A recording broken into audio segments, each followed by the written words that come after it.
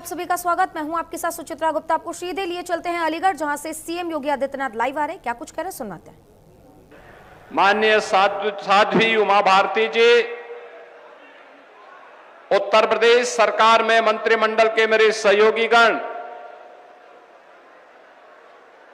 उप मुख्यमंत्री द्वय श्री केशव प्रसाद मौर्य जी, श्री ब्रजेश पाठक जी, भारतीय जनता पार्टी के प्रदेश के अध्यक्ष चौधरी भूपेंद्र सिंह जी, इस पूरे कार्यक्रम के संयोजक, आयोजक, पूर्व सांसद श्री राजवीर सिंह राजू जी, उत्तर प्रदेश सरकार में मंत्रिमंडल के मेरे सहयोगी और कार्यक्रम के आयोजक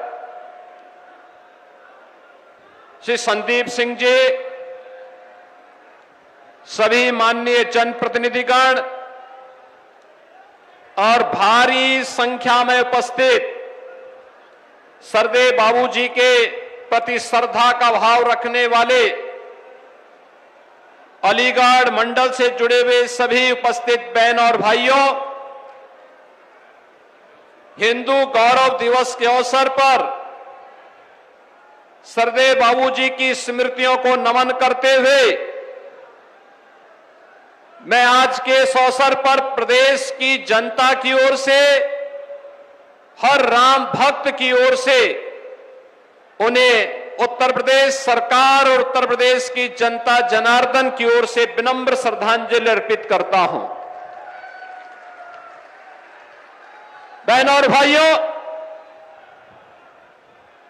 ये चतुर्थ पुण्यतिथि है सरदेव बाबूजी की। उन्होंने इसी अलीगढ़ जनपद के एक छोटे से गांव में एक सामान्य किसान परिवार में जन्म लिया।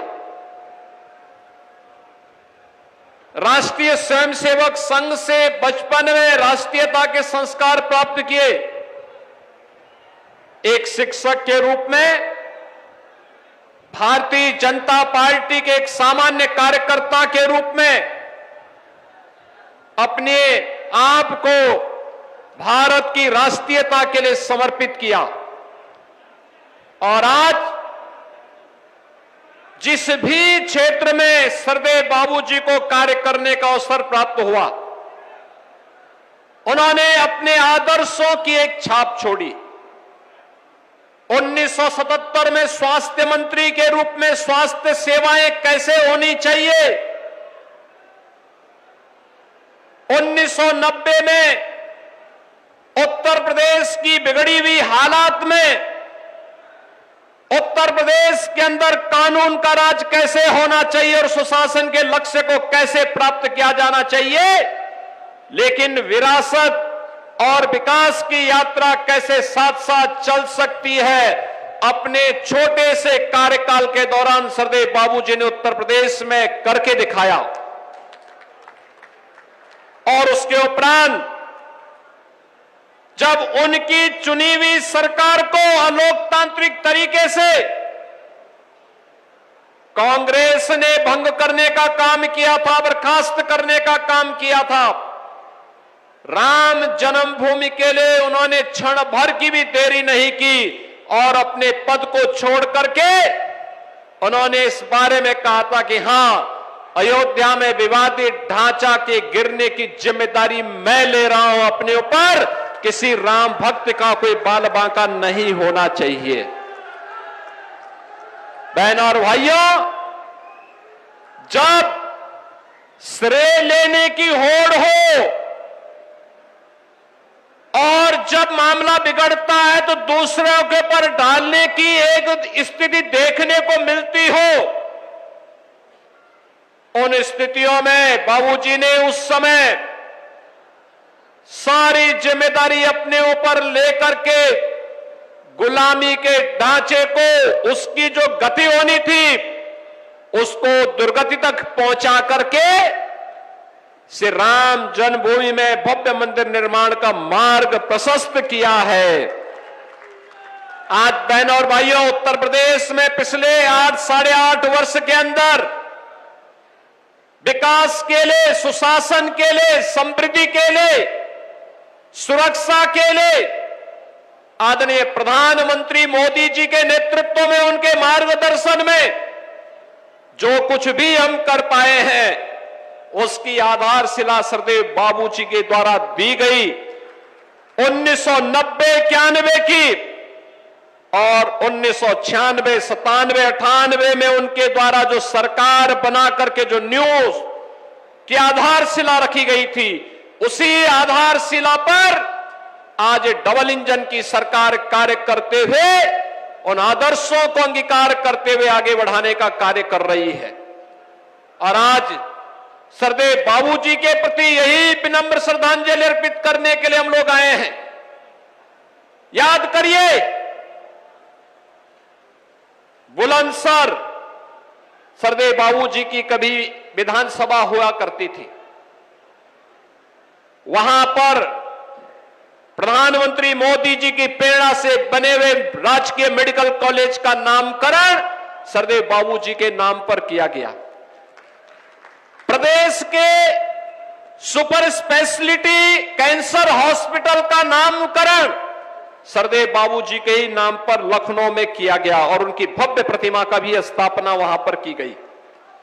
बहनों और भाइयों, जो लोग आज पीडीए के नाम पर समाज को बांटने का प्रयास कर रहे हैं, ये वही लोग हैं जब इनकी सरकार हुआ करती थी, दंगे होते थे, गुंडे और माफिया प्रदेश में तांडव मचाते थे और हर पर्व और त्योहार के पहले उन पर्व और त्योहारों पर कोई ग्रहण सा लग जाता था दंगों का।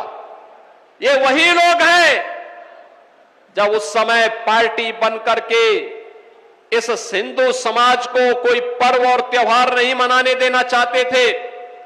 ये वही लोग हैं जो कांवड़ यात्रा में रोक लगाते थे, विजयादशमी में दुर्गा पूजा के अनुष्ठान को नहीं होने देते थे, होली और दीपावली के कार्यक्रमों में तमाम प्रकार से व्यवधान पैदा करने का कार्य करते थे।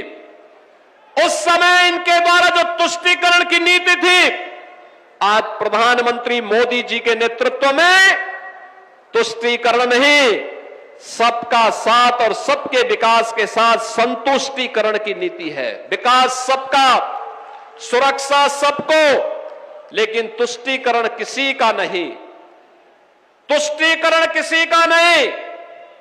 अगर गुलामी के अंशों को समाप्त करना है, विरासत पर गौरव की अनुभूति करना है, तो अयोध्या में राम मंदिर का भव्य निर्माण उसकी एक अनुपम छाप के रूप में, एक अनुपम मिसाल के रूप में हम सबके सामने है। हम सब अयोध्या की इस विरासत पर गौरव की अनुभूति करते हैं। एक तरफ भारतीय जनता पार्टी की डबल इंजन की सरकार के द्वारा अपनी विरासत का, आध्यात्मिक विरासत के संरक्षण के लिए कार्य किया जा रहा है, तो जो कहा सो करके दिखाया। जम्मू कश्मीर में धारा 370 समाप्त करके हमेशा के लिए आतंकवाद पर नकेल कसने के लिए जो कार्य किया गया, यह भी स्वतंत्र भारत और 140 करोड़ का भारत आज उसका प्रत्यक्षदर्शी है। वो इस बात का अनुभव कर रहा है कि घोषणाएं बहुत होती थी, लेकिन उसका मूर्त रूप आज देखने को मिल रहा है। लेकिन जो लोग आज पीडीए की बात करके समाज की एकता को खंडित करना चाहते हैं, इनसे पूछना चाहिए, जब प्रदेश में दंगों की आग लगी थी, प्रदेश का नागरिक, चाहे वह अलीगढ़ के दंगे हो, बरेली के दंगे हो, मुजफ्फरनगर के दंगे हो, मेरठ के दंगे हो, जिन लोगों की बोलती दंगों के समय पीड़ित हिंदुओं के पक्ष में नहीं होती थी, पीड़ित में से दलित भी था, पिछड़ा भी था, व्यापारी भी था, सामान्य हिंदू भी था, अकेले भारतीय जनता पार्टी उनके पक्ष में खड़ी होती थी। तब भी भारतीय जनता पार्टी खड़ी होती थी। पिछले 8.5 वर्ष में प्रदेश दंगा मुक्त हुआ है, गुंडागिर्दी और माफियागिरी से मुक्त हुआ है। लेकिन आज फिर से इस एकता को खंडित करने के लिए जो बातें परिवार डेवलपमेंट अथॉरिटी के द्वारा फिर से प्रारंभ किया गया है, ये परिवार डेवलपमेंट अथॉरिटी जो सबका साथ की तो बात करता है, लेकिन परिवार के विकास की बात करता है। और इन्होंने 4 बार प्रदेश में समाजवादी पार्टी की सरकार आने पर यही करके दिखाया। भी आपने देखा होगा, अभी हम लोगों ने 60,244 पुलिस की भर्ती संपन्न की। अलीगढ़ के भी बहुत सारे नौजवान भर्ती हुए थे, उसमें बहुत सारे अलीगढ़ के नौजवान भर्ती हुए, एटा के नौजवान भर्ती हुए, कासगंज और हाथरस के नौजवान भर्ती हुए, प्रदेश के सभी 75 जनपदों के नौजवान उसमें भर्ती हुए। लेकिन क्या ये 2017 के पहले भी संभव था? क्या 2017 के पहले ये नहीं हो सकता था? ये वही लोग हैं जिन लोगों ने सत्ता में आने पर प्रदेश के अंदर जिस प्रकार के भ्रष्टाचार को बढ़ाया है, अराजकता को बढ़ाया है, गुंडागिर्दी को बढ़ाया है, हिंदू मानबिंदुओं पर और उत्तर प्रदेश के विकास को बाधित करने का जो कुत्सित कार्य किया था, आज उनकी पीड़ा है कि उत्तर प्रदेश कैसे देश का विकास का ग्रोथ इंजन बन जा रहा है।